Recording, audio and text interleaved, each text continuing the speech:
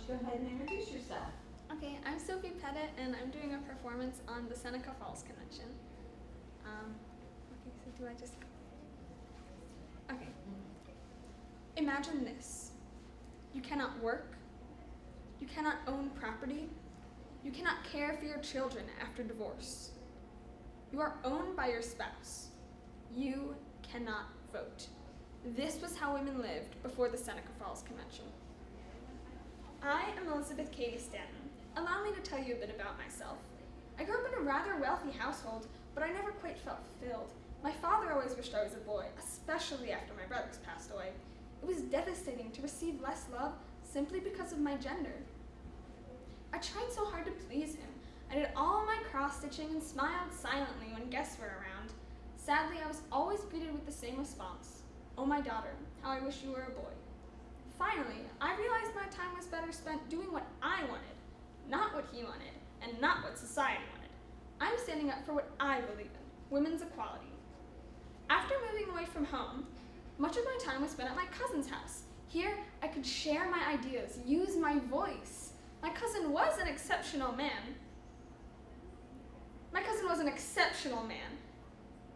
He was open to ideas, regardless of the speaker's gender or race. He even opened his home to the Underground Railroad, an operation I was happy to help with. Through it all, I learned the only way to change the world was to give the world a push. Empowered by this experience, I went to London to participate in an abolitionist convention.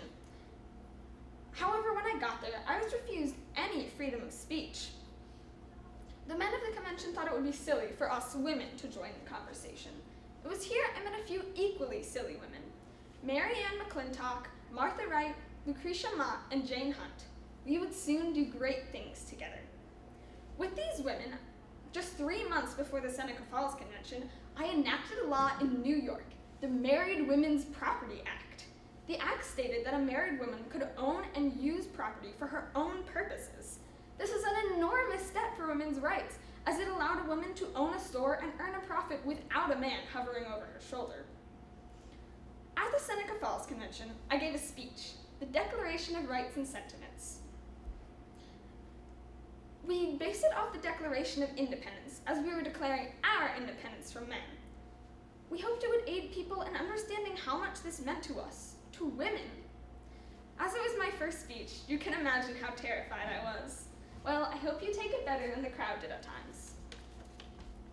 When, in the course of human events, it becomes necessary for one portion of the family of man to assume among the people of the earth a position different from that which they have hitherto occupied, but one to which the laws of nature and of nature's God entitle them, a decent respect to the opinions of mankind requires that they should declare the causes that impel them to such a course. We hold these truths to be self-evident, that all men and women are created equal, that they are endowed by their Creator with certain inalienable rights, that are among these life, liberty, and the pursuit of happiness, that to secure these rights, governments are instituted, deriving their just powers from the consent of the governed. Whenever any form of government becomes destructive of these ends, it is the right of those who suffer from it to refuse allegiance to it and to insist upon the institution of a new government. This is precisely what we intend on doing. The history of mankind is a history of repeated injuries on the part of man toward woman, having in direct object the establishment of absolute tyranny over her. To prove this, let facts be submitted to a candid world. We first made a list of 18 grievances. Here are a few that are most important to me. First, he has made her, if married, in the eye of the law, civilly dead. In the covenant of marriage, she is compelled to promise obedience to her husband, he becoming to all intents and purposes her master. I wasn't going to have that. In my wedding, I removed the word obey completely from the ceremony. I was my own ruler. No man can take that from me. Second, he has denied her the facilities for obtaining a thorough education, all colleges being closed against her.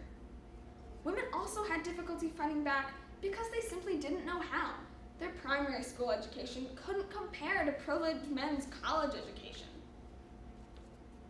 In entering upon the great work before us, we anticipate no small amount of misconception, misrepresentation, and ridicule, but we shall use every instrumentality within our power to effect our object. We shall employ agents, circulate tracts, petition the state and national legislatures. We hope this convention will be followed by a series of conventions, embracing every part of the country. Here are some of the resolutions that passed at the convention. First, that the same amount of virtue, delicacy, and refinement of behavior that is required of women in the social state should also be required of man. If women had to be polite and thin and cook and have manners and be beautiful, then so did men.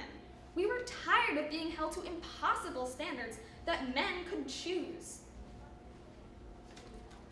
Second, that it is the duty of the women of this country to secure to themselves their sacred right to the elective franchise. Voting rights. At this, the crowd grumbled with disapproval. The only thing that swayed them to pass this resolution was Frederick Douglass, a man himself. Even while writing the resolution, Lucretia Mott, a woman I look up to, one of my closest friends, couldn't grasp the idea of women voting. She told me we would look silly and the public would dismiss us if we included this. Nevertheless, I persisted. If women couldn't vote, then laws constricting us would continue to pass. We would be trapped in a system without a voice. Votes for women! Votes for women! Votes for women! Votes for women! Votes for women! Votes for women! Votes for women. I am Sophie Pettit. 68 brave women and 32 men signed the Declaration of Rights and Sentiments that day.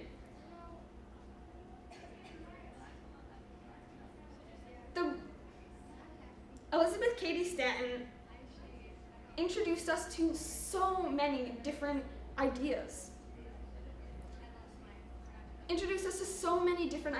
We've accomplished much since her time, including voting rights. Women now wear pants.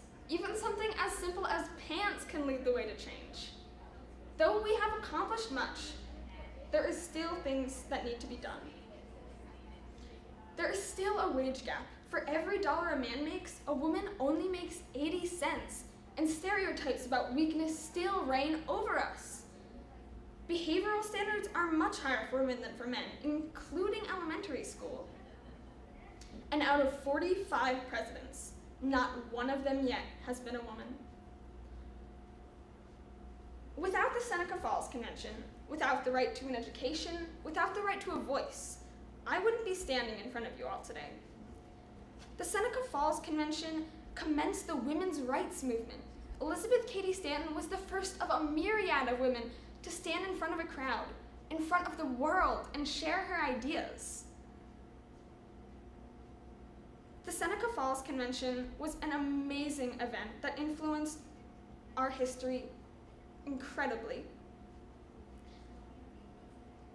We must join in solidarity, just as the women of Seneca Falls did, if we ever wish to continue forging towards equality and overcome the status quo. Thank you.